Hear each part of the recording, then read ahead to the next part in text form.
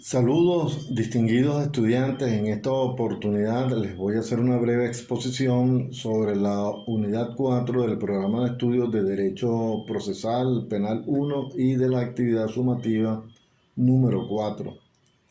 Atendiendo al área de competencia de esta materia, que es analizar el derecho procesal mediante la legislación vigente para aplicarlos en los actos procesales penales de manera organizada y justa, en la unidad 4 la competencia es estudiar las formalidades de los actos procesales y sus nulidades, concepto de ambas figuras, distinción de los actos procesales de los hechos, clasificación de los actos procesales, el deber, obligación y carga para realizar el acto procesal y lugar de los actos procesales, y en relación a las nulidades, su distinción entre las absolutas y relativas, procedencia y efectos. En este orden de ideas, acto procesal es el acto jurídico realizado por el tribunal o alguna de las partes en el ámbito de un proceso, con la intención de causar efectos jurídicos en el mismo. En otras palabras, son aquellos que tienen por efecto inmediato la constitución, el desenvolvimiento o la conclusión de un proceso, y se distingue de los hechos en que estos son acontecimientos de la vida real cuyos efectos se proyectan en el proceso. Por ejemplo, un hecho de la vida real puede tener significación jurídica en la creación, modificación o extinción de derechos y obligaciones que se debaten en un proceso. Respecto a la clasificación de los actos procesales, existen varias clasificaciones. Pueden ser simples o complejos. Los actos procesales, tanto simples como complejos, se clasifican por los sujetos procesales que los llevan a cabo o dirigen su realización. Estos sujetos pueden ser las partes, los terceros y el órgano jurisdiccional mediante la actuación del juez. Cuando son de las partes, el acto procesal, según el procesalista uruguayo Eduardo Couture, tienen como fin obtener la satisfacción de sus pretensiones y se dividen en actos de petición, de prueba, de alegación, impugnación y disposición. Cuando son como parte del órgano jurisdiccional, se dan mediante el juez. Estos pueden ser jurisdiccionales, coercitivos o disciplinarios, emitiéndose a través de decretos, autos o sentencias, los cuales se publican mediante actos de comunicación procesal, notificaciones y exhortos. De los actos procesales que realizan los terceros, en mucho menor medida que el que realiza las partes, pueden ser con la presentación o desahogo de pruebas que ayuden a esclarecer la verdad sobre los hechos o actos litigiosos, compareciendo como testigos o peritos, o de actos de decisión, como antiguamente aquí lo hacía el jurado. Y por último, los actos de colaboración, cuando contribuyen con el juzgador para dar eficacia a las resoluciones del juez. En cuanto al deber, obligación y carga para realizar el acto procesal, desde el punto de vista de nuestra materia,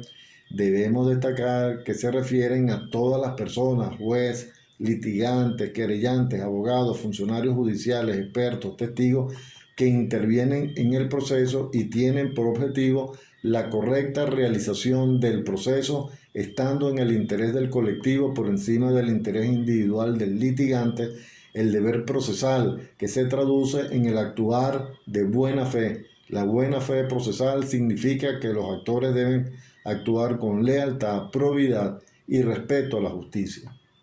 El artículo 105 del Código Orgánico Procesal Penal establece que las partes deben litigar de buena fe, evitando los planteamientos dilatorios meramente formales y cualquier abuso de las facultades que el Código les concede. Dice el artículo comentado que se evitará en forma especial solicitar la privación preventiva de libertad del imputado o imputada cuando ello no sea absolutamente necesaria para asegurar las finalidades del proceso. Por su parte, el artículo 106 del mismo código, en cuanto a las sanciones, dice que cuando el tribunal estime la mala fe o la temeridad en alguno de los litigantes, podrá sancionarlo con multa del equivalente en bolívares de 20 a 100 unidades tributarias en el caso de falta grave o reiterada, y en los demás casos con el equivalente en bolívares de hasta 20 unidades o apercibimiento. Antes de imponer cualquier sanción procesal se oirá al afectado o afectada. En los casos en que exista instancia pendiente, las sanciones previstas en este artículo son apelables. Cabe también mencionar como corolario de este asunto que el artículo 107 del mismo texto penal adjetivo señala que los jueces o juezas velarán por la regularidad del proceso, el ejercicio correcto de las facultades procesales y la buena fe. No podrán, bajo pretexto de sanciones disciplinarias, restringir el derecho de defensa o limitar las facultades de las partes. Por último, en cuanto a las nulidades, que es el tema que se refiere a los vicios que afectan la validez de un acto procesal, debe distinguirse entre nulidades absolutas y nulidades relativas. Las nulidades relativas son aquellas que pueden ser saneadas por la voluntad de las partes y las absolutas, aquellas que no pueden ser saneadas por la voluntad de las partes y que incluso deben ser declaradas de oficio por el juez, que conociendo de un asunto cualquiera se percata de la existencia de ese tipo de nulidad. Cabe señalar que en la última reforma del Código Orgánico Procesal Penal, que fue el 17 de septiembre de 2021, se hizo modificación al artículo 175 relativo a las nulidades absolutas, quedando el texto de la siguiente manera: serán consideradas nulidades absolutas aquellas concernientes a la intervención, asistencia y representación del imputado o imputada en los casos y formas que este código establezca o las que impliquen inobservancia o violación de derechos y garantías fundamentales previstos en la Constitución de la República Bolivariana de Venezuela, el Código Orgánico Procesal Penal, las leyes y los tratados, convenios o acuerdos internacionales suscritos y ratificados por la República Bolivariana de Venezuela. En los casos de detenciones que se realicen en contravención a lo dispuesto en la Constitución, en el Código Orgánico Procesal Penal, las leyes y los tratados, convenios o acuerdos internacionales suscritos y ratificados por la República Bolivariana de Venezuela, serán consideradas nulidades absolutas y en consecuencia el juez deberá ordenar la libertad sin restricciones y la remisión inmediata al Ministerio Público a los fines del inicio de la correspondiente investigación por la detención anulada. Bueno, expuestas estas consideraciones, la actividad sumativa 4 se refiere a un ensayo académico sobre los actos procesales y las nulidades. Pueden limitar el trabajo al concepto, característica, clasificación y efecto de los actos procesales, los principios que rigen la buena fe en el actuar de los sujetos procesales, todo lo cual ya fue indicado en esta exposición. Igualmente, en lo concerniente a las nulidades, deben desarrollar los conceptos de nulidades absolutas y nulidades relativas,